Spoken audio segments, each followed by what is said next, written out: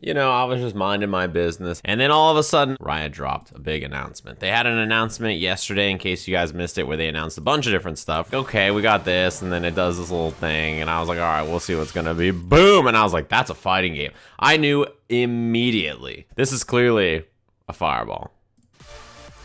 And then that's clearly the end of a combo, or like a hook or something to bring her back down. And then it switched to this. So they showed off a bunch of different stuff. And there was all these cool segments, and everybody was really excited and stuff, except we're going to skip to the part we want to watch. Okay. So I didn't see this part until after dinner. I was chilling back at home, right? And I was relaxing, and I didn't see the full announcement, so I came home to watch it. To get feedback. So I come back, and I see this charming face, and I'm like, oh, let's see what we got here. A month ago at EVO, we were able to share news about Project L. And I didn't expect to see this. I'll tell you what. And this is the other footage they've showed. There's footage here of Jinx. Yeah, so they showed 4 characters so far. This also has the HUD, and it also has maybe how some of the meters will work and stuff. We'll get into this in a bit. Someone says that's definitely the training stage from Street Fighter V. As somebody who's played some versions of fighting games before they come out before, you'd be surprised how often this is the case. They all look exactly like this. Is the dev playing with a keyboard like Hitbox? Ban him. Please don't expect anything soon, but know that we're here working hard for you. One of the big things that he says here is that the game is still in pre-alpha, by the way. It's not even in alpha yet. And it's pretty far away, so don't expect anything super soon. That looks like a throw animation to me. Then, look at this. She's got a teleport of some kind. That makes sense for Katarina. She does a lot of teleporting. Making fighting games. And then it seemed like there was like armor on that, or maybe that's the block animation. I'm not sure. However, the big news is that this game was shown off. You can see that there's champions that exist, and they have some ideas about what they're supposed to do. It seems like the Riot fighting game is probably very far from releasing, right?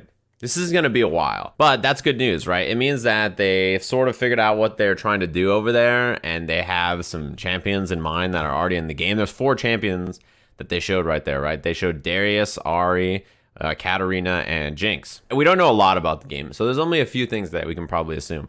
For one, the netcode will be great. The Cannons are working on this project. They invented and own GGPO, gave it to the world, and I'm sure that this game will have some upgraded, Riot-enhanced version of GGPO. Second, the main thing that we know is that this game will probably do a lot of other things that hasn't been done in other games, right? In the sense that League of Legends and then TFT, and I'm sure all the other games they announced, have tons of skins, they have tons of extra content, they have tons of shit you can unlock in the game that like is really nice. This game will have, I'm sure, a lot of that shit. That kind of content for sure will be covered by Riot in this game, right? And someone says, and I'll buy all of it. You'll buy every single one. Man, my hair is so crazy today. Right? And you know it'll be out on PC. Now, whether it's out on console or not is the interesting question, right? I got to imagine this thing comes out on console. League of Legends is coming to console, which is interesting to me because if that didn't happen, I'm not sure if I would have thought that this game would be on console. That's the other thing I was going to say. I feel it's pretty likely this game will be free to play as well. Yeah.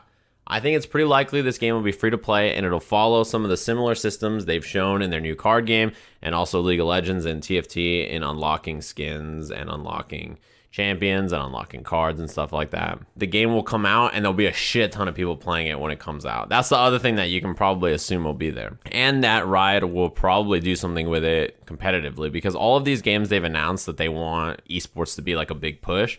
So I'm sure that they have some kind of Riot fighting game tour or Riot fighting game circuit or something that they want to do. The scrub quotes will be legendary. That's another thing that will 100% be true. So yeah, I'm excited for it. This is the funniest thing is that I've seen a few people in the chat already say this, and then some people brought it up yesterday already. There are some people that were like, Sajam, are you excited to commentate the new Riot fighting game? We saw the pre-alpha footage and someone was like, are you ready to be a Riot exclusive commentator on the new fighting? Brother, it's too far away in the future. And my strategy for this is the exact same as it is for any other fighting game ever, which is I will play it and I'll be interested in commentating it if I like the game and I think it's good. If I try the game and I really like it, then I'll try it. And if I don't, then I won't. I know many spells. I'm a high level caster. Honestly, that's the part that's a mystery to all of us. Who knows what the hell they're going to do? There are some people who are like, you know that this Riot game will be at EVO because the Canon's own EVO, they're going to put the Riot game at EVO. Then there's other people who are like, no, the Riot is going to do their own little thing and they're not going to let anybody get involved, and EVO will be separate. I've heard somebody tell me that 100% for sure it'll be at EVO, and someone told me 100% for sure it won't be at EVO. What if they just tie in all the games into their own circuit and do like League of Legends, the card game, the fighting game, the shooter game, and they just have Riot events where they have all 4 events at the same game? I mean, I think, you know, with the people working there, the Canons and a lot of the other fighting game people on staff would want it to be a grassroots tournaments, right? So it's just about whether that happens or whether Riot's interested in something else, or who the fuck knows. How much would it cost for me to commentate something I don't like? A lot. Unlimited hair gel? I don't use hair gel. See, you guys are not striking the right bargain. Lifelong coffee supply? Now we're talking. What do you guys got? A lot of people ask me that. They're like, would you ever consider doing any game full time? I have no clue. It's like there's like 7 or 8 factors that you have to consider. First, do I like the game? Is the game good? These are important questions before you ever consider even thinking about it. Can you do other games? How much work is there? How much money is there? Do you have to move? Can I still stream every day? How much time commitment is it? How much of the year is it? There's like a million questions you would have to ask. Do I think Riot will implement in-client game spectating? They should. That is such a good feature. For me, it would be great because I could just watch anything I want all the time.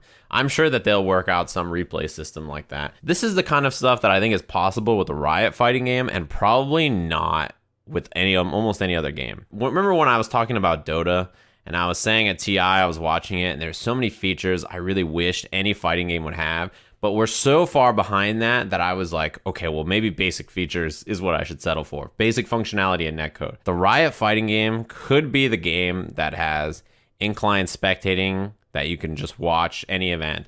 Imagine how sick that would be. You can just see their inputs as they're playing against each other, and you could spectate it in your client. And spectating it in your client would allow you to rewind or pause or go to live, so you can be like, wait, what did he just do right there? Rewind and see, oh, he hit this button right there. That makes sense. Other things that it could have besides that are in-game stuff for different teams. It could have lots of different skins. It can make hosting online tournaments really easy. It could run like a legitimate online league because you know the netcode will be good and the ranking will actually matter. And yeah, I'm sure it would have a much better reward system for playing and incentivize people for logging in and playing and doing challenges and all that kind of stuff. Yeah, it didn't look like that. The version we saw had special moves cost with meter, but who even knows, right? Like it's pre-alpha. So I'm sure that maybe there were meters and they're not even on the game yet.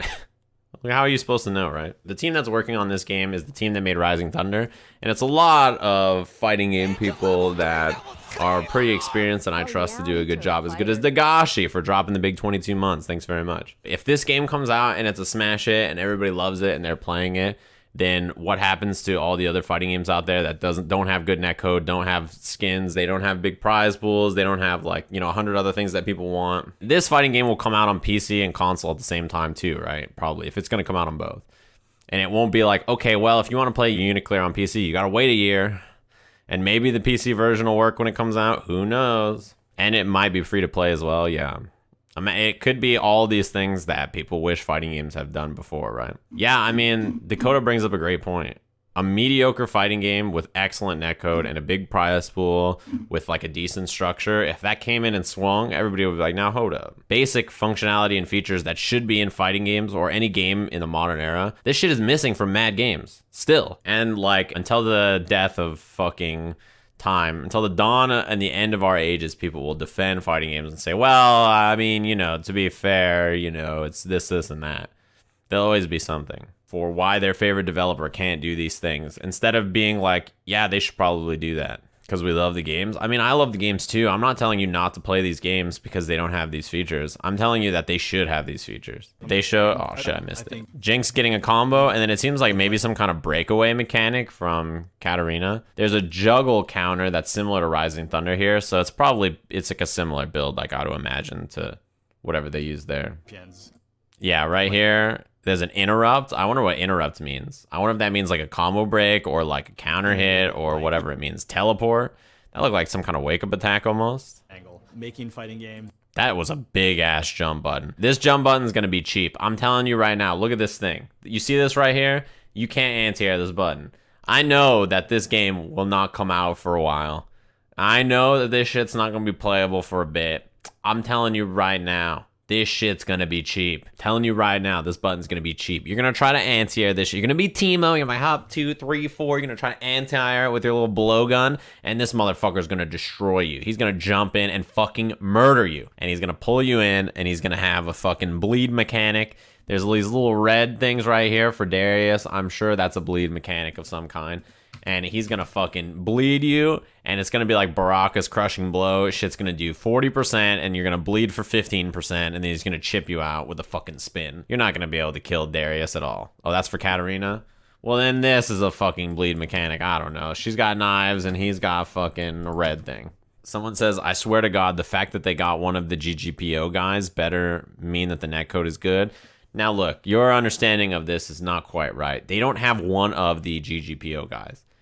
They have the guys who invented and created and then released GGPO. You know the people who just released GGPO for free? They're like, hey, we own GGPO. We're going to release it to the world. The cannons? Who do you think this is? The Ace King offsuit, Curly says. Jesus Christ. BGC alumni? That one's pretty good. Someone says, how is this going to tie into League? If your League account is banned and will your Riot Games account be banned? You asked that because you were being a shithead on League of Legends and your account got banned, didn't you? Don't fucking lie to me. Your ass got banned. You're a Master Yi player or a fucking Yasuo player flaming everybody. And now you're like, oh, well, now hold on. I'm a changed man. I just want to play the fighting game.